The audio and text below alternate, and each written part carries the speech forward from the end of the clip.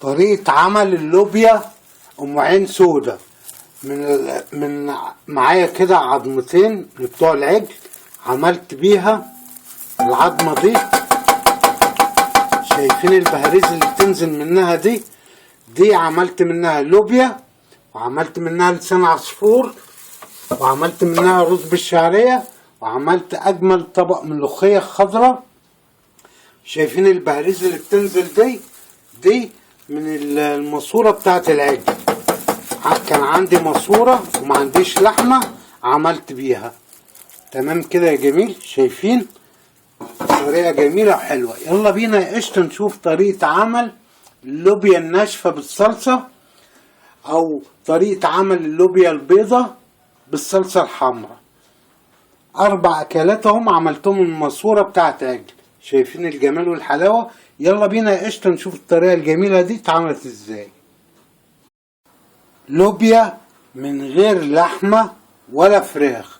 معانا لوبيا اهي ام عين سمرة اهي، ومعانا جبت ماسورة بتاعت عجل، عظم العجل هنعمل منها بديل اللحمة. معانا فلفل الوان، بصل، معانا عصير طماطم، معانا توم. يلا بينا نعمل لوبيا من غير لحمة ولا فراخ. طريقة جميلة وحلوة، وهعمل جنبيها رز بالشعرية.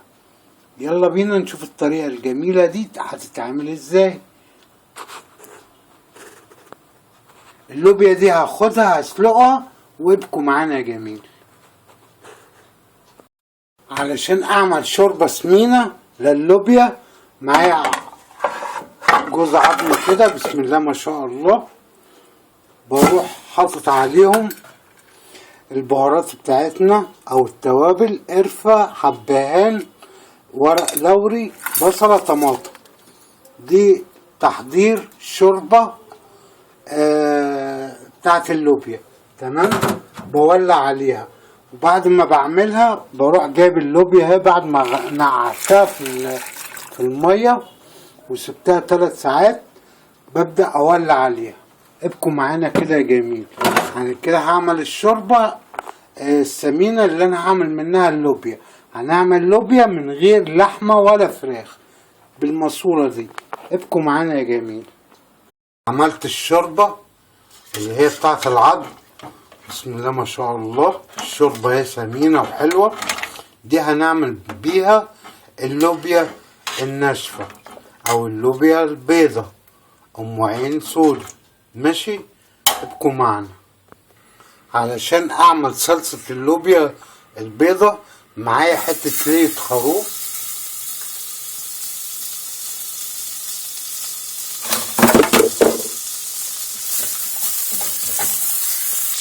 عليها معلقة سمنة،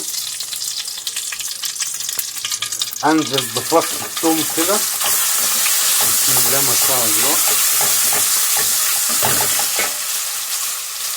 انزل البصلة. دي طريقة عمل صلصة اللوبيا البيضة، بسم الله ما شاء الله. الله على الريحة والجمال. بنزل بمعلقة فلفل حلو، بسم الله ما شاء الله. معلقة صلصة بوريه، صلصة طماطم. قلب قلب كده يا جميل.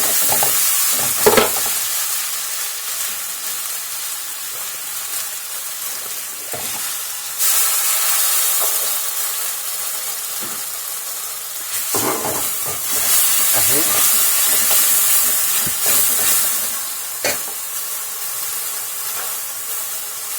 بنزل بعصير الطماطم الجميل.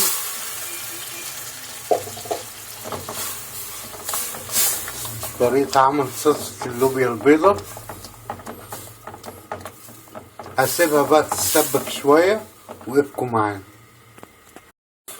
بضيف معلقة سكر عشان الحموضة بتاعت الطماطم.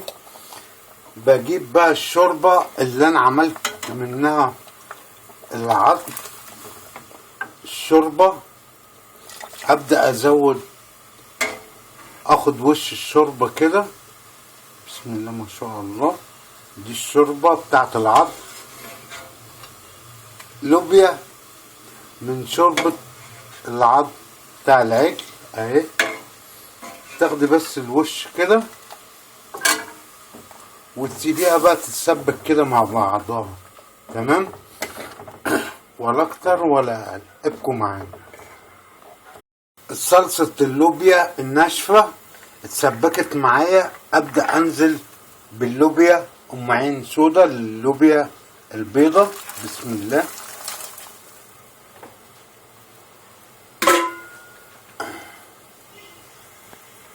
معايا قرنين فلفل احمر كده سبايسي، بحطهم هنا، بيخلي طعم الاكل اللوبيا جميلة وحلوة. بسم الله ما شاء الله. اسيبها بقى تتسبك كده، ما احطش البهارات الا بعد ما تستوي سوا كامل.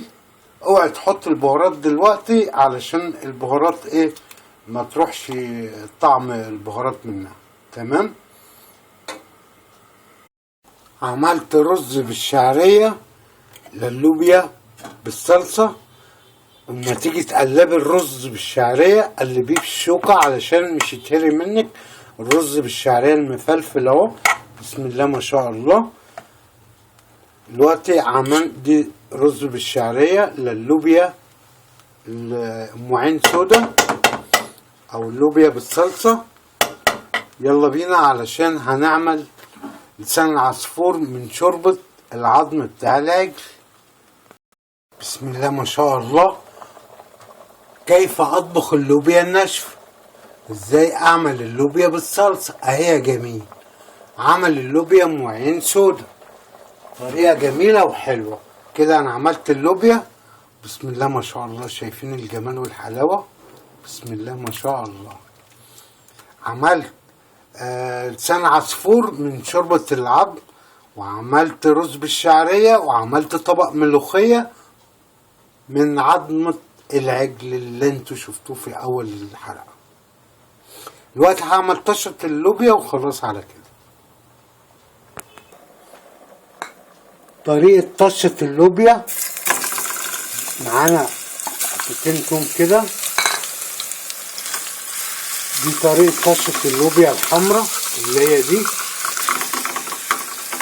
اهم حاجة وانت بتقلبي التوم وبتحمريه، اوعى يعني مش تخليه يخش على اللون الذهبي. دي طريقة طشة اللوبيا نوعين سمرة، طريقة جميلة وحلوة. اول ما الاقي التومة كده بدأت تخش على اللون الذهبي، بديها معلقة كزبرة وقلب قلب كده جميل، وتروحي نازلة. وبسم الله ما شاء الله. طريقة طشة اللوبيا البيضة. وكده عملنا اللوبيا البيضة اهي جميل ام عين سودا. بسم الله ما شاء الله. شايفين الجمال. وعملت من شوربة العظمة، عملت لسان عصفور، وعملت رز بالشعرية، وعملت احلى طبق ملوخية وهو جميل. بسم الله ما شاء الله. دي عملتها برضو من العظم بتاعت العجل. عملت 4 أصناف في طبق واحد، طريقة جميلة وحلوة. تمام. اتمنى تكونوا تعجبكم الحلقة. ازاي تعملي اللوبيا الحمراء، طريقة طبخ اللوبيا الحمراء او اللوبيا البيضة على الطريقة المصرية. طريقة عمل اللوبيا على الطريقة المصرية اهي جميل. شايفين الجمال والحلاوة؟ دي من غير لحمة ولا فراخ. وعندكم حلقة اللوبيا عاملها بالبيفي، وحلقة اللوبيا عاملها طاجن. يعني اللوبيا دي انا عاملها طاجن. في رعاية الله وامنه في حلقة قادمة. مع السلامة.